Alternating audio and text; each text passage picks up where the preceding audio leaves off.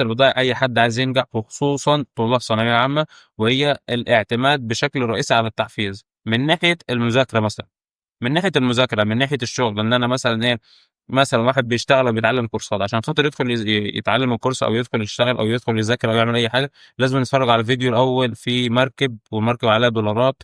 اتفرج مثلا على فيديو الواحد مثلا في طب بتاع كلام من ده، عشان خاطر يبدأ يقوم يذاكر. ما بيحركوش غير التحفيز. هل ده حاجة كويسة؟ ده أسوأ ما يمكن الاعتماد عليه في رحلة نجاح اي بني آدم في الدنيا، هو الاعتماد على التحفيز. تمام. طب حد يقول لي ما انا هشتغل ازاي من غير حماس؟ لا، هو بص، مش موضوع حماس، انا بكلمك في حته التحفيز، اعتمادك على لذات التحفيز والكلام ده.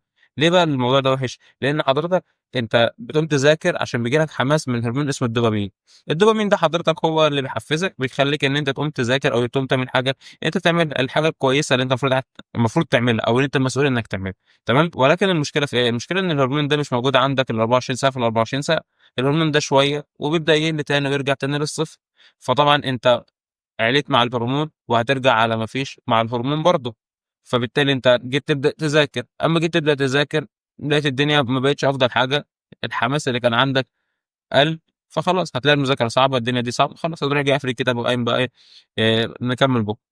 الكلام اللي احنا بنسمعه كتير ده، او العذار الكتيره، او انا خلاص الفيزياء بقى الثانويه العامه، والكيمياء مش عارف المين، الكلام اللي احنا بنسمعه ده، هل الكلام ده صح؟ الكلام ده مش صح.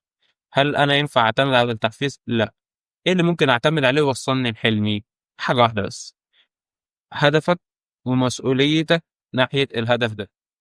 بمعنى، انا مثلا بتعلم في ثانويه عامه، او بذاكر في ثانويه عامه عشان خاطر اجيب مجموع، بذاكر في الجامعه عشان خاطر ابقى مثلا في المجال اللي انا فيه ده شاطر في المجال ده، ايا كان المجال اللي انت فيه. تمام. انت عايز تبقى شاطر في المجال ده، بتطور من حياتك، شغال شغلانه معينه وبتطور نفسك فيها، اي حاجه في حياتك.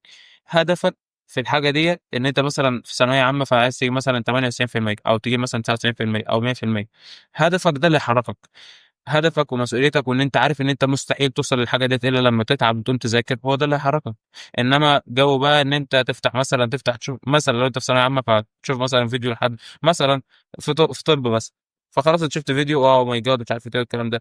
انت ممكن مثلا تاخد الفيديوهات ديت من باب ان هي تفوقك، مش تحفزك تذاكر، تفوقك ان هي تفكرك ان انت فعلا في ثانويه عامه، فانت المفروض تقوم تذاكر، المفروض تخلي عندك دم وتذاكر.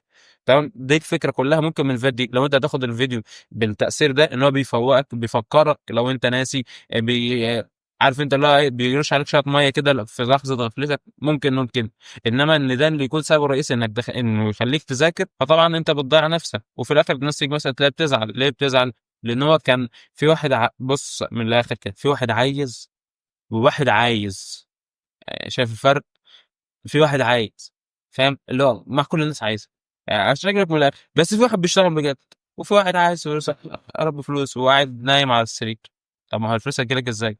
طبعا معانا بقى حته الرزق والكلام ده، ولكن الرزق محتاج سعي. في رزق انت بتطلبه، وفي رزق هو يعني هو بيجي لك لوحدك زي النفس. هو ده مش رزق ان انت قاعد سليم كده معافى، ربنا يديم علينا العافيه واياك.